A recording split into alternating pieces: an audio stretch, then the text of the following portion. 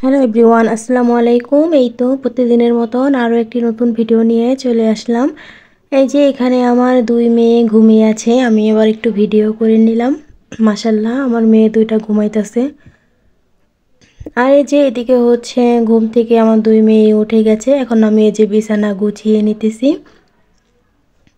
আমার বড় মেয়ে আমাদের সাথে ঘুমায় না, ওর দাদা দাদির সাথে ঘুমায়, আজকে আমাদের সাথে ঘুমিয়েছিল।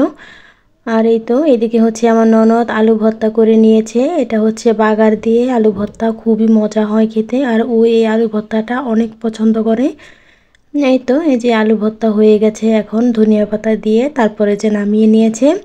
আর এদিকে হচ্ছে ডিম ভাজি করে নিয়েছে, এই তো এখানে ডিম ভাজা হয়ে গেছে। আর এই যে আমার বড় মেয়ে, ও বলতেছে ভাত খাবে না, ওর জন্য একটু পাস্তা রান্না করলাম ডিম দিয়ে।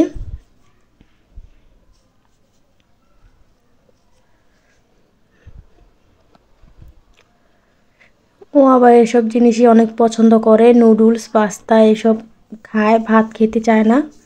যাই হোক, এদিকে হচ্ছে যে আমার শ্বশুর আলু পাঠিয়েছে, বাসায় চাল ছিল না, চাল আর আলু পাঠিয়েছে। এই তো এখন যে আলুগুলো একটু ঢেলে নিতেছি। আমাদের তো প্রচুর পরিমাণে আলু খাওয়া পড়ে, প্রতিটা তরকারিতে আলু লাগে, আর আমরা আলু অনেক পছন্দ করি খেতে। আর এদিকে হচ্ছে যে চালটা ভালোই ছিল।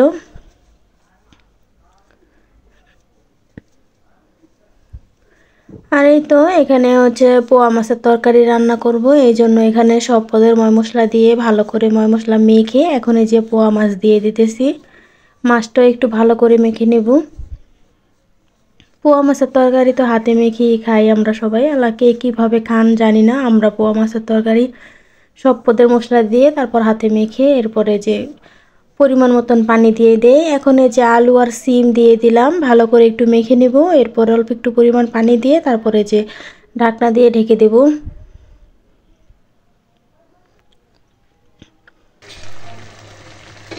এই তো এই যে এখানে আমার পোয়া মাছের তরকারিটা হয়ে গেছে, এখন ধনিয়া পাতা দিয়ে তারপর নামিয়ে নেব।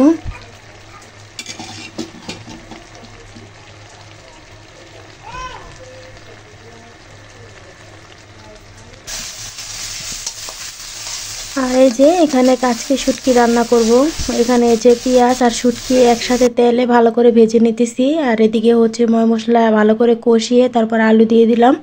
এখন আলুটা একটু ভালো করে কষিয়ে নেব।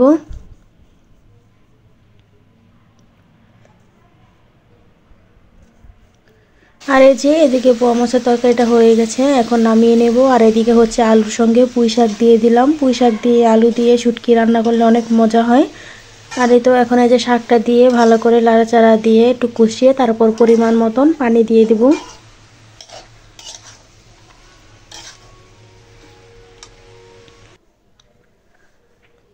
আর এদিকে হচ্ছে আমার ননদ মাদ্রাসা থেকে এসে পড়েছে, প্রতিদিনই তো মাদ্রাসা থেকে আসার সময় কিছু না কিছু নিয়ে আসে। এখন এই যে আজকে কোক নিয়ে এসেছে, দুইটা দুইটা কেক নিয়ে এসেছে।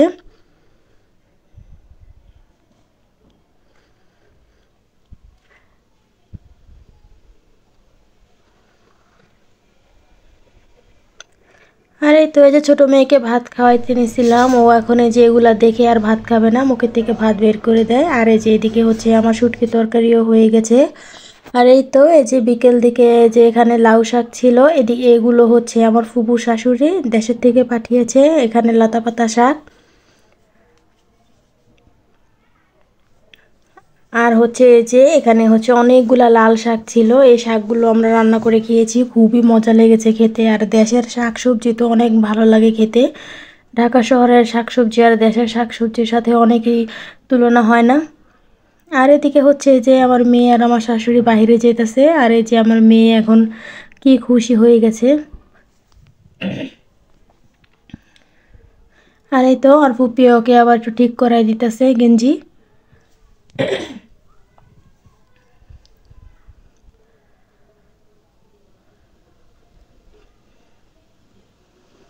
বাইরে তো হালকা শীত পড়েছে, এজন্য গেঞ্জি পরাই দিছি।